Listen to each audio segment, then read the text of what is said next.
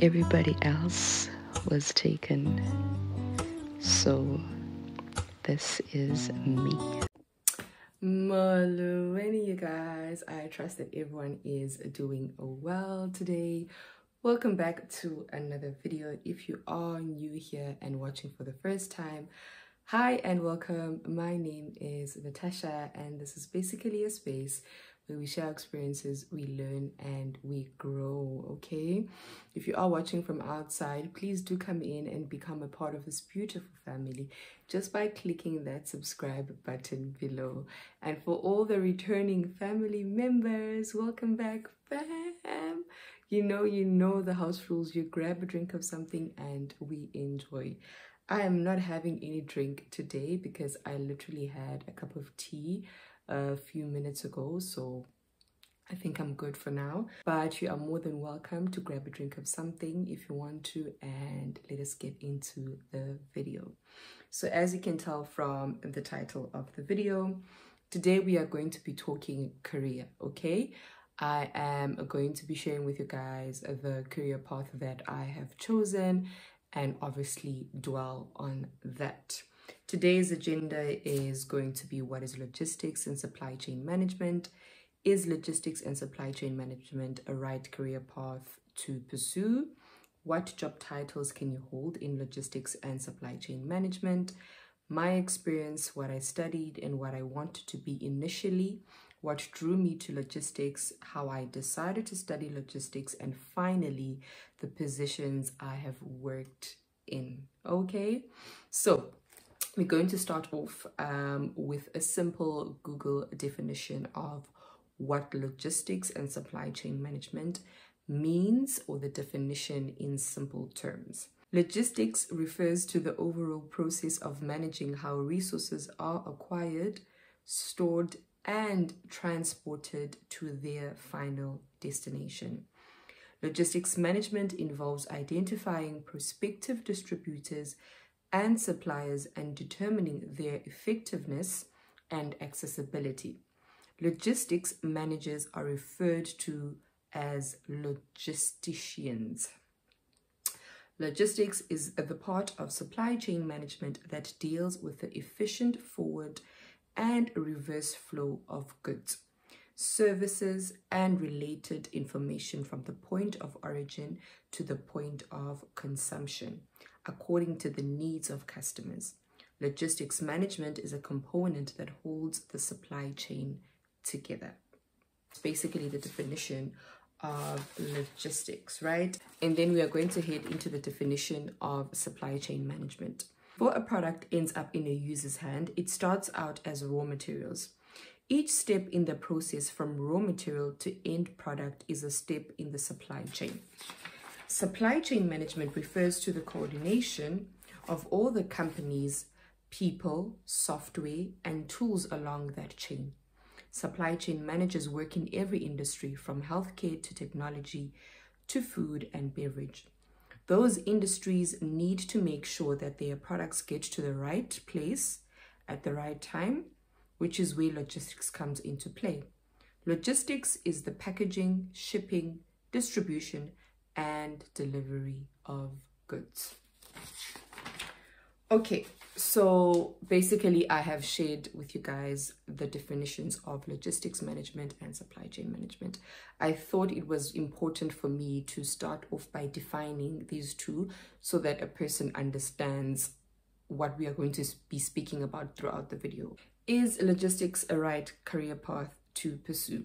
So I did my research, and some of the points that I'll be sharing under this question are actually points that I got from the internet, from the research that I did. Some of them are also part of the ones that I have based on my personal experience, right? The first point is that logistics is a right career path to pursue because every company uses logistics, okay? So this is something that I wrote down from my personal experience, and it's that whether it is in a region where there is a port or not, every business that exists either offers a product or a service. That product or service either needs to be created and eventually move from start to end, which is raw material, to the final product, And that's where logistics comes in. You can work in any industry: automotive, healthcare, manufacturing, restaurants, pharmaceutical, retail, technology, medical, or even in the education industry. There are a lot of transport and logistics companies too, including courier companies. So, what are we trying to say basically under this point? It's that logistics is a career path that you can choose, because logistics is ultimately used in every business. Like every business that exists currently in this world either offers a product or a service. And that product or service either needs to be created, or there needs to be a movement from a raw material to a final product. And with that being said, for you to move a raw material to a final product, you need to have logistics in place, right? So regardless of what company it is and what it does or what service or product it provides, it needs to use logistics. It needs to send out parcels. It needs to have a purchasing team. It needs to have people working in the warehouse. It needs to have people working in logistics. It needs to have people working in supply chain. And that's the first point of why I think logistics is a right career path to pursue. The second point is positive job outlook. According to the Bureau of Labor Statistics, the job outlook for logisticians is bright. Employment in this field is expected to grow by 30% from 2020 to 2030, which is much faster than the national average of all occupations. The BLS predicts that there will be more than 24,500 job openings for logisticians in the US each year. The future for logisticians looks bright. The future in the logistics field looks bright. And I think this really sums up with my first point very well, the fact that every company that exists either uses logistics or utilizes some form of logistics or supply chain management, therefore resulting in a positive job outlook in the logistics field. Number 3 is competitive pay. So on this point, I'm going to be sharing based on my personal experience. I think every company pays whatever salary they feel like is competitive for each position in logistics based on how they think a person needs to be paid for that position, right? So based on my personal experience, I think I've had a good, fair salary in the different companies that I have worked in logistics. And I will be sharing in detail in my last point, obviously, where I share my experience. So if you want to know where I've worked and the salaries that I've actually gotten paid, then you should continue watching the video. Number 4 is management experience. When you work in supply chain management and logistics, you're building relationships with all kinds of people: suppliers, distributors, vendors, and more. So you'll have ample opportunity to hone your soft skills, such as effective communication and delegation. And if you're overseeing different aspects of supply chain, you're likely to be managing other people in your company. Building your management skills can help you move up the corporate ladder, gain new responsibilities, and reach a higher pay grade. I really, really agree with this because I can speak based on my personal experience. Logistics really does open doors for you in the sense that you don't only have like communication with people in your workplace, but you communicate with different people such as suppliers, distributors, vendors, transporters, courier companies, so that really puts your name out there because people get to know who you are. And should you decide that you are maybe interested in a different career adventure, then you are more likely to get, good references also. For example, if you're working in company A and company B is a supplier, right? And you have a good relationship with the people in company B, then an opportunity arises in company B that you are interested in or want to take because of the relationship that you've had with the suppliers, obviously, in company B. You kind of like have an advantage in a way because you would have good references, obviously, from the people in company B. And that's just an example, right? So the point is that working in logistics allows you to have connections with different people from different companies and different industries, and that itself gives you a lot of advantage, right? Point five is each day is different. When you're in charge of managing inbound and outbound logistics for a company, each day is different. Logisticians may need to travel regularly to visit different manufacturing sites and distribution hubs or to meet with suppliers and clients. They also use sophisticated software to track the movement of goods and manage their inventory. When a problem arises, such as disruption in the supply chain that can cause a delay, it's up to the logistician to find a solution and recommend how to adjust business operations accordingly.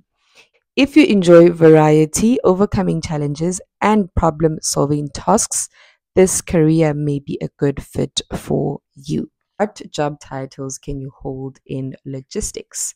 I'm going to just name the job titles. If you are interested in knowing what a specific job title entails, you are more than welcome to just Google it, right?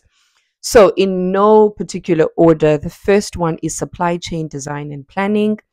Second one is procurement and supply management, freight transportation, distribution network design and planning, inventory management and control, logistics manager, supply chain analyst, purchasing manager, data analyst, inventory manager, procurement manager, logistics coordinator, operations manager, distribution manager, a buyer, which can be an indirect or a direct buyer, demand planner, facility manager, a procurement officer, project manager, transportation manager, warehouse manager, production planner, supply manager, VP of Logistics, Chief Procurement Officer, Commodity Manager, Logistics Specialist, Materials Manager, Operations Manager.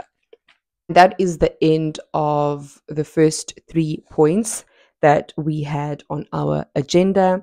I am now going to move on to the fourth point, which is basically me sharing my experience and share a little bit of my career in logistics, what I studied, and what I wanted to be initially. So, mna guys, ne, from a young age, I've always wanted to be a doctor. Believe it or not, I've always wanted to be a doctor. And the older that I became, I started realizing that I also love kids, right? I've always had a love for kids. Like, I had an infant obsession at some point in time in my high school years, and I really, really loved babies, right? Still do. Because I wanted to become a doctor and I loved kids so much, I then discovered that there is something called a pediatrician, right? Which is a doctor who specializes in kids. So I was like, oh, I got it. This is what I want to become. Researched about it and I was like, this is it. This is for me. Also, something I should mention is that I really enjoyed life sciences. It was called biology back then, but I think it's called life sciences now in every high school. I really enjoyed it. And I think I've always just been fascinated by anatomy. I still am fascinated by anatomy, which is why I love Grey's Anatomy, the series. If you don't know it, then yeah, it doesn't matter. But Grey's Anatomy is literally my favorite series. But anyways, long story short, I decided, okay, this is what I want to be, right? Unfortunately for me, I had my dreams shattered, okay, in the most painful way. I was so discouraged. My dreams were shattered of becoming a pediatrician, and I won't really go into it. But basically, a family member really mocked me for wanting to become a doctor, and that's how my dreams for wanting to become a doctor were shattered. Anyways, I will share that in a separate video one day. Okay, so the second point is how I decided to study logistics. My performance in high school was not really good. So, just to give you guys a backtrack, so I've always been an average student, right? I was never like the person who got like my 80% and 70% and 90% and whatever. I was always just there, about 40%, 50%, 60%. Then if it was really like a subject I enjoyed or I was good in, then I would get like my 70%, which was most of the time life orientation. which is now called life skills, I think, if I'm not mistaken. So in primary school, I was an average student. Got to high school, I was also an average student there, right?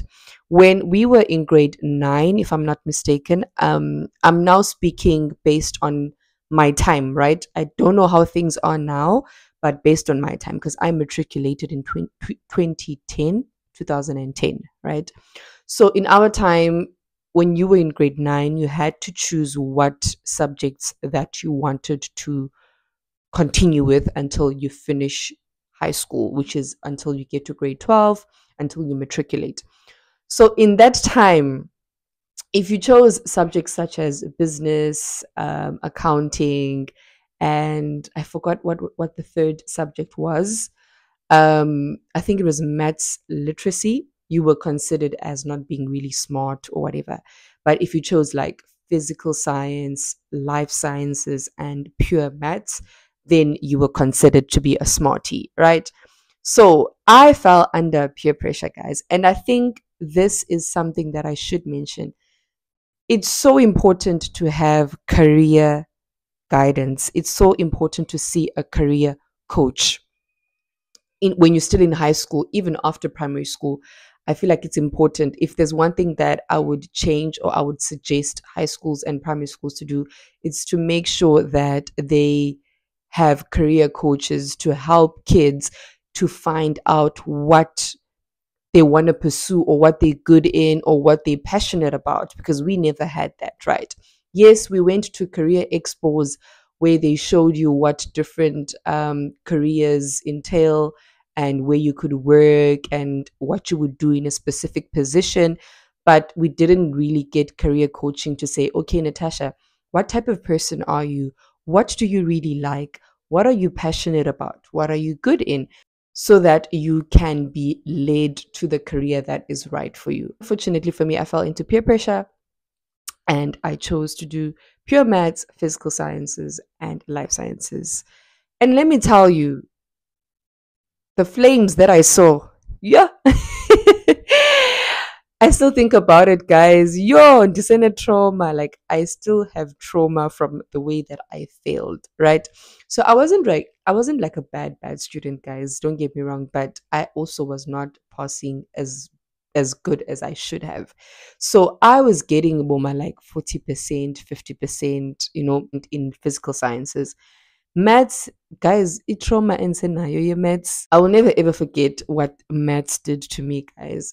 And I remember in high school, well, in the class that I was in. So I was always like in the A class. Back then, 10A, 11A, 12A was kind of like the smart kids. I still feel like it was so wrong for the way that things were done back then. I don't know if it's still done in high school now, but in any case, that's just how things were back then, right? And I still say up until today that there's a quote that I like that says, you may have been the last one in your, I think I'm going to try and put it up somewhere here, but somewhere along the lines, you may have been the last one to get a degree, in your group of friends, but be the first one to graduate or something like that. The last one to get a driver's license, but be the first one to get a car. And the point why I'm sharing this is because I want to share the point, Yoguti. There are people that were in like the A class that are struggling, like to find a job, are struggling in the growth of their careers, but there are people who are in the C class and have really done well for themselves, have gotten some good opportunities. They've managed to finish like degrees and all of that, right? It just comes to show you how there is no formula for life. Like, life has no formula. You could be an A student in high school and then only for you to go and fail in varsity. You could be a student that doesn't do well in high school only for you to actually succeed in varsity. So yeah, anyways, long story short, maths showed me flames, physical science showed me flames. Never understood those two subjects. I still don't. But in any case, the one subject that I really enjoyed was life sciences. And that's obviously because I still loved the idea of becoming a doctor and I had a passion for anatomy, right? So, anyways, long story short, I finished high school, and so I passed, but I did not pass with the best of marks. Like, I literally just made it, right? And I think at that time they had decreased the pass percentage. I think it was 40%. In grade 11, I had tried applying, right, to I think two universities, and I got rejected by both of them. Obviously, I applied for something in the medical field, right?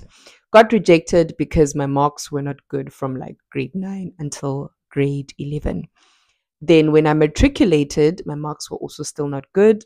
I decided to improve my marks in three subjects. So, the following year, I improved my marks in three subjects. It was for a year. At the end of that year, got back my marks, and my marks barely improved. At this point, I was just like, you know what? I need to get into university because at the end of the day, I cannot keep doing this. I need to start studying. For some reason, I did not apply for varsity while I was improving my marks, and I only applied, I think, at the end of the year. And obviously, university applications have usually closed by the end of the year. And I struggled to get into university. So, long story short, I was one of those people who went and were begging to get into university, and I had to choose whatever was available. So the two options, no, there were three options that I had. There were three options that I had. The first one was architecture. I think the second one was game ranch management, which is basically farming, and the third one was tourism. I looked at these options and I had to be honest with myself. But okay, architecture is not for me. Like, I can't even draw. I literally can't draw anything to even save my life. The only thing that I can draw is probably like a stick man, right? And then game ranch management, I was like, no. Yes, I love cooking and I love food, but how? No, it's not for me. I don't think I have a passion for farming. Tourism, on the other hand, sounded promising. I was like, okay, maybe I could work as an air hostess.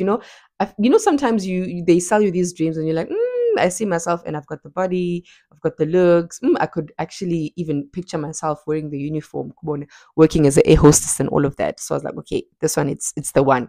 So I chose tourism in that way, okay, because I didn't have a choice.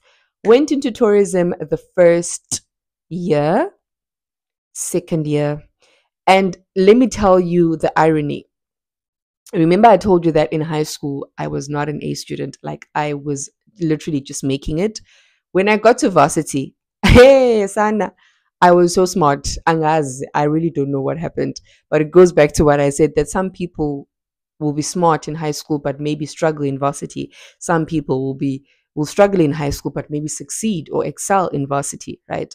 So I was literally an A student varsity, guys. Like, I was those people putting my hand up to answer questions. Kubone, like, literally, people made me feel like I was smart because people were asking questions from me. People were asking me to tutor them. People were asking me to assist them, with certain modules and all of that. So, anyways, in varsity, I did my first year, my second year. When we were in our second year, you were allowed to choose what field you wanted to finally branch off into, right? So in my first year, I did like accounting. There was microeconomics. There was logistics. There was I think commercial law or something like that. But we did introductory phases to each module, right? And then you had to choose which one you wanted to branch off. So I could have stuck to tourism, or I could have gone the accounting route or the law route or the the logistics route or whatever it is that we did as an introductory, right? Once again, I fell into peer pressure, right? Because everyone was going the economics route, and everyone was like, yeah, you could become an economist, you could work at the bank, you could work at financial institutions, and the whole thing of, and now I also start seeing myself, come on, in the whole aesthetic. You're a banker or whatever, and I'm wearing this uniform from one of the banks or whatever. I was like, I'm feeling it. Once again, I fall into peer pressure ke sana. Yayiqonda ndiqale ndafola kwi-peer pressure yase-high school yoba ndenze ii-subjects ze-science. Ndaphinda ndafola into peer pressure evarsity yoba ndingene into a field that I know I have no business being in. So I decided to carry on with economics, right? So did my third year in economics, and I excelled, right? I wasn't the smartest student, but I was really doing well compared to how I did in high school. So finished my third year in economics, and in my fourth year, I graduated. Struggled to get a job ke ngoku in economics. Nansi ke kule economics bendiyenzile ayindifumaneli msebenzi. This job after I graduated is the job that introduced me to logistics, like practically. And then after I moved from that job, I went into my second job, which was my first time working for a transportation company, right? Which is like a courier company or logistics company. And in that company, I got to actually also learn a lot more, right, about logistics. And then my third job, which was also in the logistics field, is the job that made me fall in love with logistics, right? And this third job, fell in love with logistics because now I had a better understanding, I had a deeper understanding.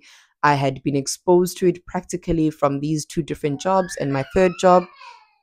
So I was like, okay, you know what? I really love this. So when I got to my third job, they allowed us to study through the company and they basically were willing to fund for us to study, right? And I decided to go back to school, which now answers the question how I decided to study logistics. So after 5 years, guys, because I graduated in 2015 and I decided to start a new degree in 2020, right? I enrolled for logistics, I applied, I got accepted, and lucky for me, I got credited a lot. So I didn't have to do like all the modules because most of them I had done in my 3 years when I studied economics, right? So got accepted and I started studying logistics. Basically, it took me 5 years to know what field I wanted to get into, okay, guys. So I studied logistics, and I think because I was accredited for some of the modules, I only studied for 2 years. I did my degree for 2 years instead of 3 years. And then I graduated in 2023. I graduated and got my degree in logistics. Yes, in 2023 April. Yeah, guys. Basically, that is how I actually decided to study logistics. Right. Then the last question is, what positions have I worked in? Okay, so my first job that I worked as a front desk operator and a warehouse administrator, and I used to get paid like 5,500 there. And my second job, I worked for a transport company, and I worked as a front desk operator also and as a logistics data capturer. And I think I used to get paid like 6,600 if I'm not mistaken, somewhere along those lines. Yeah. I think it was 6 point. No, when I got there, I think I used to get paid 5.8, and then they increased my salary to 6,200. I think, if I'm not mistaken.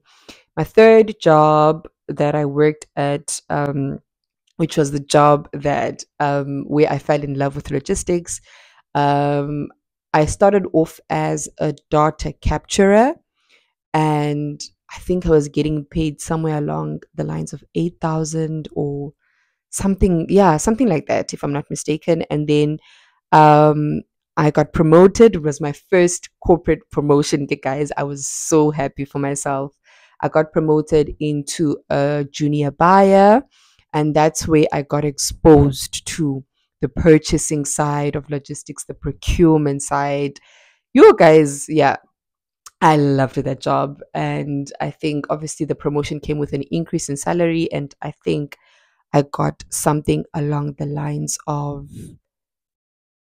11,000. I could be wrong, guys. I don't remember the exact values, but I'm just calling estimates, right? Then in my fourth job in logistics, I worked as a customer service representative under the logistics department. And that job paid me okay. Like, guys, I loved the job. I had awesome colleagues. I had good connection with my colleagues. Like, I've always had a good connection with my colleagues, but I think I used to get around 20K, if I'm not mistaken, or even more probably. Is obviously the company I was working for here in the Netherlands. So my fourth job was here in the Netherlands, and I was working as a logistics coordinator. I'm currently working as a warehouse administrator, right? I think if I were to advise a person who's in high school, I would advise them to choose a career that they are passionate about, number one. And I would advise them to not succumb to peer pressure or societal pressure. And I would tell them that you are in charge of your life and ultimately your future. You will suffer the consequences of your decision, and you will be the one who is miserable if you try to go into a path that you know you're not passionate about, but go into it because of societal or peer pressure. I would advise them to pray to be in a career path that will make them look forward to go to work every day. And I would tell them that don't always go after the money, because money, yes, we need money to sustain our lives, but money is not everything. And there's no point of you getting chunks of money into your account every month, but being miserable every day you have to wake up and go to work, right? And I'd also tell them that engineers, doctors, actual scientists, psychologists, nurses, and lawyers are not the only careers that exist. Guys, please, whatever you do, follow your passion. I would definitely advise someone to go to a career, or to see rather a career advisor or a career counselor, or I don't know what they called, like um, a career guidance type of like person who will help you to navigate and see ukuthi, okay, this is what you like, this is what you don't like, this is what you're passionate about, and they'll give you options of what careers you can actually follow. I also feel like our society labels certain careers as being important and others as not being important. Whereas what they don't realize is that the cycle of life that we live in requires each and every career for us to function fully. Kubone. Another B again. Guys, what does this mean? There's another B on my window.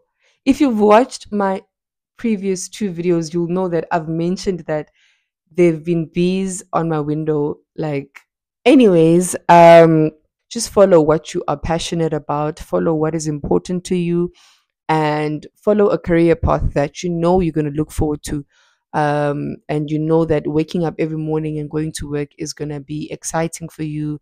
And you're going to look forward to doing your work, and you're going to do your work to your best of your ability. And yeah, I think that's just basically it, guys. I really hope you guys enjoyed this video. You have already graduated and are really done with varsity and know someone who actually needs this video. They might be in high school, or someone who has considered studying logistics but was not sure or had a lot of questions. Please do suggest the video to them, or share it with your younger family members, or friends. Also, please don't forget to give the video a thumbs up. Please share your comments and whatever thoughts you have in the comment section below. Don't forget to subscribe if you haven't, and I will catch you guys in the next video. Thank you so much for watching.